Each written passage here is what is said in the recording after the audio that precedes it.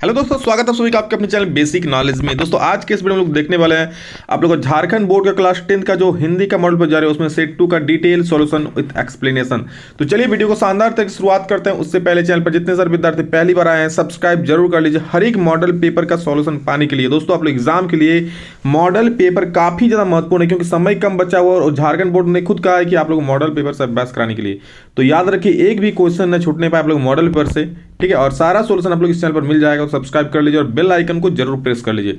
चलिए देख लेते हैं क्या क्या सवाल है और उसका जवाब क्या क्या होगा। तो देखिए यह सेट 2, इससे पहले सेट 1 मैंने करा दिया है, इससे और साइंस मैथ सभी का करा दिया है। तो चलिए क्या क्या सवाल है चलिए देखते हैं। और आप लोगों को पता है यहाँ पर टोटल 2 अंक के प्रश्नों के उत्तर लगभग 20 शब्दों में देना है, 3 अंकों के प्रश्नों के उत्तर 50 शब्दों में, और जो 5 अंकों के प्रश्नों के उत्तर दोस्तों उसे आप लोग को 150 शब्दों में देना है, ठीक है। तो दोस्तों सबसे पहले आप लोग यहाँ पर एक काव्यांश लिखा हुआ है, मतलब कविता के टाइप का। क्या है कि चौपाल के चबूतरे पर पहले एक पेड़ था, एक हुक्का था, दसियों लोग थे, गप्पे हाँकते थे, हो कर हंसते थे, पेड़ जीवित था, कबूतर भी उनकी हाँ में हाँ मिलाकर गुटरगू करते थे। दसियों का चेहरा था, पेड़ की डालें कट गई, कबूतर उड़ गए, 10 हुक्के हो गए, आवाजें सिमटकर चिलम की तरह बुझ गई, अब कोई चेहरा स्पष्ट नजर नहीं आता, पेड़ मर गया, सब कुछ बिखर गया, कबूतर कहाँ गए क्या पता। मतलब इसमें कहा गया है कि क्या, पहले हम लोग देखते थे ना पुराने जमाने में, क्या एक गांव में एक चबूतरा होता था, वहां पर एक बड़ा सा पेड़ होता था, उसमें सभी लोग नीचे बैठकर बात करते थे एक दूसरे से, ठीक है, अपने दिल की बात करते थे, हंसते थे, ठहाके लगाते थे, मजाक करते थे। और एक हुक्का होता था जिसमें 10 लोग एक ही हुक्का से उसको मतलब खाते थे, ठीक है।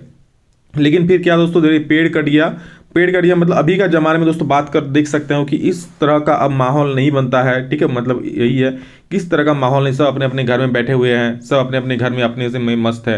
वो पेड़ कट गया, ठीक है। यहाँ पर उसी का मतलब यहाँ बताया गया कि कबूतर भी पेड़ पर बैठते थे, जो गुटुगु करते थे, जो लोग बात करते थे उनके हाँ में हाँ मिलाते थे।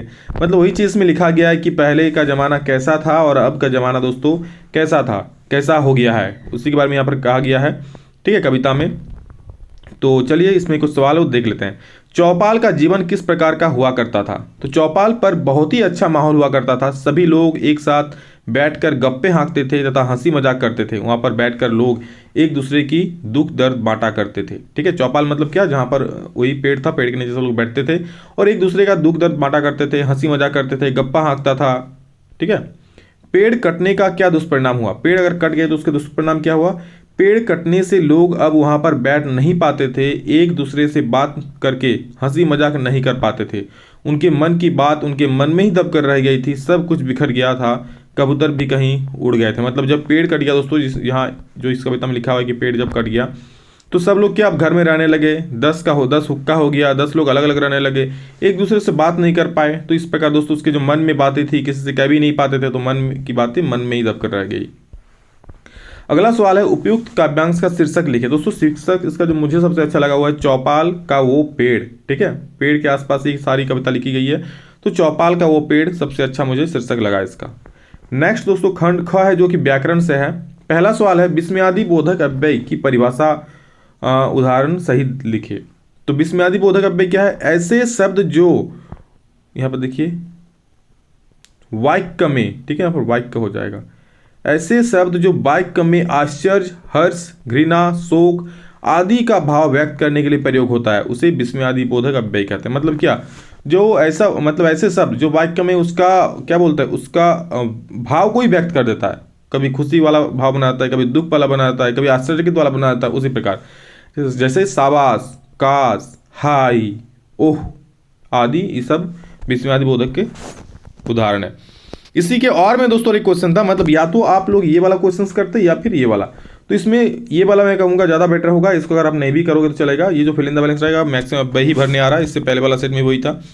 क्या हवा बह रही है, तो हवा कैसे बह रही है, धीरे धीरे, तो यहाँ पर धीरे धीरे अव्यय भराएगा, हवा धीरे धीरे बह रही है, धीरे धीरे बह रही है, ठीक है।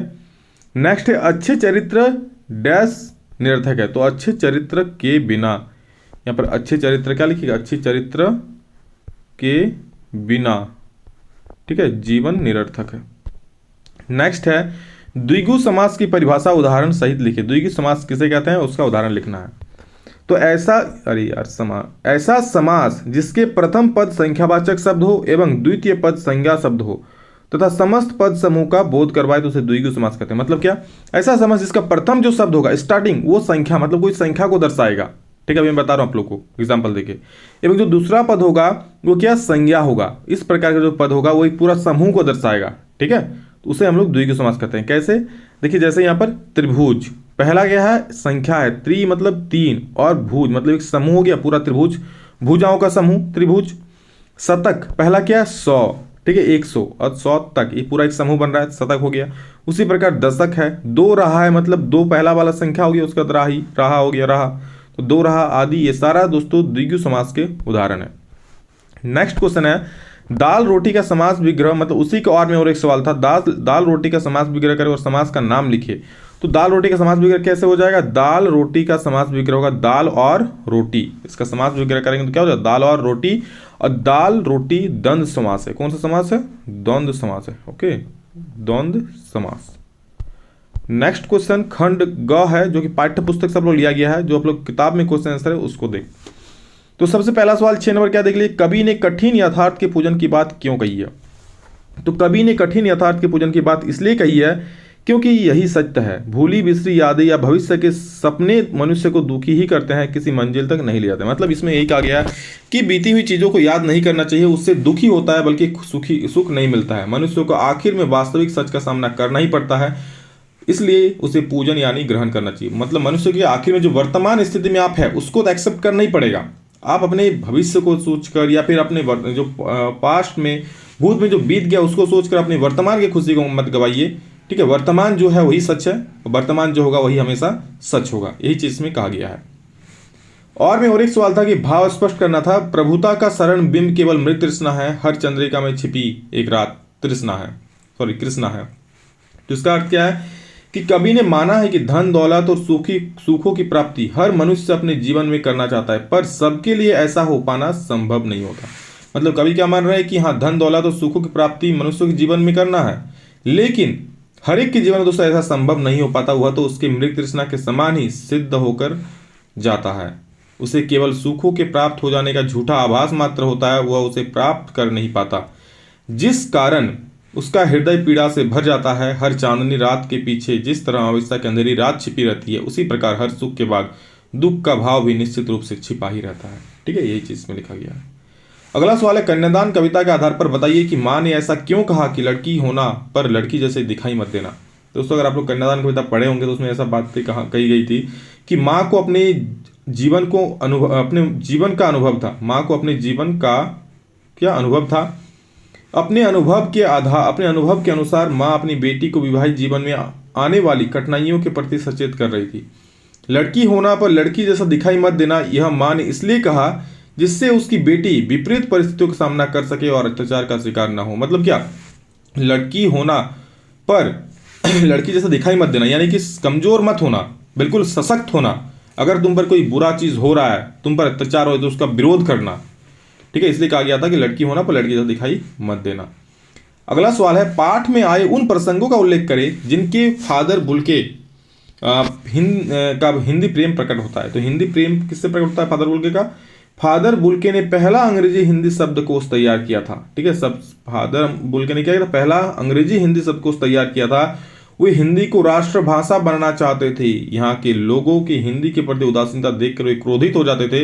इन प्रसंगों से पता चलता है कि वे हिंदी प्रेमी थे। मतलब यहाँ के लोगों के प्रति जो हिंदी उदासीनता है हिंदी के प्रति, ठीक है, कि हिंदी पढ़ने से हम छोटे हो जाएंगे, है ना, कि इंग्लिश पढ़ेंगे, अरे वाह इंग्लिश बोलेंगे, बड़ा नाम होगा, तो इससे वो क्रोधित हो जाते थे। और इन प्रसंगों से पता चलता है कि वे हिंदी प्रेमी थे। नेक्स्ट 9 नंबर पूछा है क्या, लेखिका मन्नू भंडारी की अपने पिता से वैचारिक टकराव को अपने शब्दों में लिखे। उसके पिता से जो वैचारिक टकराव था, मतलब विचारों का जो टकराव था, मनु भंडारी का जो अलग विचार था, उनके पिताजी का अलग विचार था। तो क्या है देखिए, लेखिका मनु भंडारी की अपने पिता से वैचारिक टकराव था, विचारों का टकराव था। कैसा टकराव कि लेखिका के पिता स्त्रियों की शिक्षा के विरोधी नहीं थे, मतलब वो शिक्षा के विरोध में नहीं थे, परंतु वे स्त्रियों का दायरा 4 दीवार के अंदर ही सीमित रखना चाहते थे। वो नहीं चाहते कि स्त्री घर से बाहर निकले, लड़की घर से बाहर निकले, बाहर कहीं जाए पढ़ने। परंतु लेखिका खुले विचारों वाली महिला थी, वो ऐसा नहीं चाहती थी। लेखिका के पिता लड़की की शादी जल्दी करने के पक्ष में थे। मतलब लेखिका के पिता क्या चाहते थे, लड़की की शादी जल्दी हो जाए, लेकिन लेखिका जीवन की आकांक्षाओं को पूर्ण करना चाहती थी। उनके जो सपने उसे पूरा करना चाहती थी। लेखिका का स्वतंत्रता संग्राम में भाग लेकर भाषण देना उसके पिता को बिल्कुल पसंद नहीं था। मतलब लेखिका जो स्वतंत्रता आंदोलन में भाग लेकर भाषण दे रही थी वो उसके पिताजी को पसंद नहीं था। इसी के और में दोस्तों और एक क्वेश्चन है यहाँ पर देख लीजिए कि पाठ में आई किन प्रसंगों के आधार पर आप कह सकते हैं कि बिस्मिल्लाह खान मिलीजुली संस्कृति के प्रतीक थे। तो इसका आंसर क्या होगा? बिस्मिल्लाह खान मिलीजुली संस्कृति के प्रतीक थे। उनका धर्म मुस्लिम था, मुस्लिम धर्म के प्रति उनकी सच्ची आस्था थी, परंतु वे हिंदू धर्म का भी सम्मान करते थे। मुहर्रम के महीने में 8वीं तारीख के दिन यहाँ पर खान साहब खड़े होकर शहनाई बजाते थे। ठीक है, बिस्मिल्लाह खान साहब खड़े होकर शहनाई बजाते थे। वो दाल मंडी के फातमान के करीब 8 किलोमीटर की दूरी तक पैदल रोते हुए नोहा बजाते थे। ठीक है, इसी तरह इनकी श्रद्धा काशी विश्वनाथ जी के प्रति भी अपार है। वे जब भी काशी से बाहर रहते थे तब विश्वनाथ व बालाजी मंदिर की दिशा की ओर मुंह करके बैठते थे और उसी ओर शहनाई बजाते थे। ठीक है, तो इसीलिए उनको हिंदू मुस्लिम दोनों के प्रति यहाँ पर मिलीजुली संस्कृति के प्रति कहा गया है। अगला सवाल है, जॉर्ज पंचम की लाठ की नाक को पुनः लगाने के लिए मूर्तिकार ने क्या क्या यत्न किया? तो दोस्तों ये सवाल आप लोगों का सेट 1 में भी था। क्या है? देखिए इसका आंसर, जॉर्ज पंचम की लाठ की नाक को लगाने के लिए मूर्तिकार ने अनेक प्रयत्न किए। उसने सबसे पहले उस पत्थर को खोजने का प्रयत्न किया जिससे वह मूर्ति बनी थी। ठीक है, उसने उस पत्थर को पहले खोजा कि जिससे उसकी वह मूर्ति बनी थी। इसके लिए पहले उसने सरकारी फाइलें ढूंढवाई, फिर भारत के सभी पहाड़ों और पत्थरों की खानों का दौरा किया। इस प्रकार दोस्तों उसने जॉर्ज पंचम की लाठ के नाक को ढूंढने का प्रयत्न किया। खंड घ जो की रचना है दोस्तों, अपने भाई के विवाह में शामिल होने के लिए अपने मित्र को पत्र लिखना है। तो सबसे पहले अपना एड्रेस दे दीजिए। यहाँ पर जिस एड्रेस में आप लिख रहे हैं, क्वार्टर नंबर 48 सेक्टर 9 बोकारो 14 फरवरी 2020। प्रिय मित्र आशुतोष, नमस्ते। इसके बाद दोस्तों जैसा मैंने लिखा है वैसा आप लोग लिख दीजिएगा। मेन ये जो फॉर्मेट है दोस्तों, इस फॉर्मेट को याद रखिए। उसके बाद बीच में तो आप लोग खुद से लिख ही सकते हो, हिंदी भाषी हैं आप लोग। प्रिय मित्र आशुतोष, मुझे पत्र लिखकर बहुत खुशी हो रही है। मैं और मेरा परिवार भी सकुशल है, अतः आशा करता हूँ कि तुम और तुम्हारा सब परिवार भी सब कुशल होंगे। प्रिय मित्र, तुम्हें परिवार सहित मेरे भाई की शादी में आमंत्रण के लिए पत्र लिख रहा हूँ। मेरे भाई की शादी या विवाह जो करना है 2 दिसंबर 2022 को होने वाला है। यहाँ पर देखिए 2 दिसंबर 2022 अभी नहीं आना है, ठीक है, होने वाला है। प्रिय मित्र, इस शुभ अवसर पर तुम सपरिवार आमंत्रित हो और मैं चाहता हूं कि तुम अपने सपरिवार के साथ 28 नवंबर से पहले ही विवाह में सम्मिलित होने के लिए आ जाओ। बस यही चीज़ यहाँ कहा गया है और ये हो गया दोस्तों आप लोग का लेटर। और लास्ट में तुम्हारा मित्र रोहन, या जो भी आप नाम लिखना चाहते हैं लिख सकते हो। 12 नंबर का ए नंबर दोस्तों हम नहीं करवाएंगे आप लोग को, ए नंबर खुद से कर लीजिएगा। चलिए 12 का बी देख लेते हैं, जो कि बोला है पर्यावरण प्रदूषण कारण और निवारण। संकेत बिंदु भूमिका, प्रदूषण का अर्थ, कारण, दुष्परिणाम, उपाय। तो सबसे पहले भूमिका के बारे में देखते हैं। पर्यावरण प्रदूषण की भूमिका क्या है कि विज्ञान के इस युग में मानव को जहां कुछ वरदान मिले हैं वहां कुछ अभिशाप भी मिले हैं। प्रदूषण एक ऐसा अभिशाप है जो विज्ञान की कोख में से जन्मा है और जिसे सहने के लिए अधिकांश जनता मजबूर है। आज आप लोग जानते हैं जो विज्ञान मतलब क्या, जो बड़े फैक्ट्रियों से धुएं निकाले जाते हैं तो विज्ञान के ही माध्यम से होता है। तो ये विज्ञान की कोख से जन्मा है और जिसे सहने के लिए अधिकांश जनता मजबूर है। आगे देखिए क्या है, प्रदूषण का अर्थ क्या है। तो प्रदूषण का अर्थ प्राकृतिक संतुलन में दोष पैदा होना है। न शुद्ध वायु मिलना, न शुद्ध जल मिलना, न शुद्ध खाद मिलना, न शांत वातावरण मिलना, अर्थात सब प्रदूषण। प्रदूषण का अर्थ क्या है, सब कुछ प्रदूषित हो जाएगा। आप लोग खाना पानी पेड़ पौधे सब कुछ प्रदूषित हो जाएंगे। तो इसी का अर्थ है प्रदूषण का अर्थ, ठीक है ये। अगला सवाल है प्रदूषण का कारण। तो प्रदूषण का सबसे बड़ा कारण कल कारखाने, पेड़ पौधे की कटाई तथा वाहनों से निकलते हुए धुआं है। सबसे बड़ा कारण क्या है, पेड़ पौधों की कटाई और वाहनों से निकलता हुआ धुआं तथा वाहनों से निकलते हुए धुएं। प्राकृतिक संतुलन का बिगड़ना भी मुख्य कारण है। वृक्षों को अंधाधुंध काटने से मौसम चक्र बिगड़ा है और वृक्षों को दोस्तों अंधाधुंध काट देने से, ठीक है, यहाँ पर मौसम चक्र बिगड़ा है। घनी आबादी वाले क्षेत्रों में हरियाली न होने से भी प्रदूषण बढ़ा है। ठीक है, घनी आबादी वाले क्षेत्रों में दोस्तों अगर हरियाली नहीं है तो वहाँ पर प्रदूषण और बढ़ा है।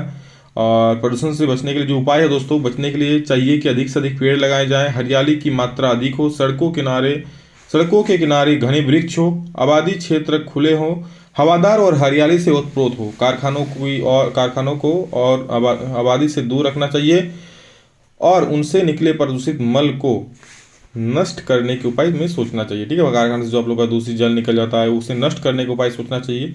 तो यही प्रकार है दोस्तों आप लोग का, यही चीज़ है यहाँ पर प्रदूषण का मेन। ठीक है, और एक लास्ट है दोस्तों, हर्बल टूथपेस्ट के लिए 50 शब्दों में विज्ञापन तैयार करना। तो देख लीजिए, स्वस्थ दांतों के लिए पतंजलि, मैंने इसका नाम दोस्तों यहाँ पर पतंजलि रख दिया, आप लोग इस तरह से घेर देना, ठीक है, अच्छा दिखेगा। स्वस्थ दांतों के लिए पतंजलि दंत क्रांति टूथपेस्ट, मुंह के दुर्गंध से पाए छुटकारा अब, क्योंकि अब आ गया है दंत क्रांति हमारा।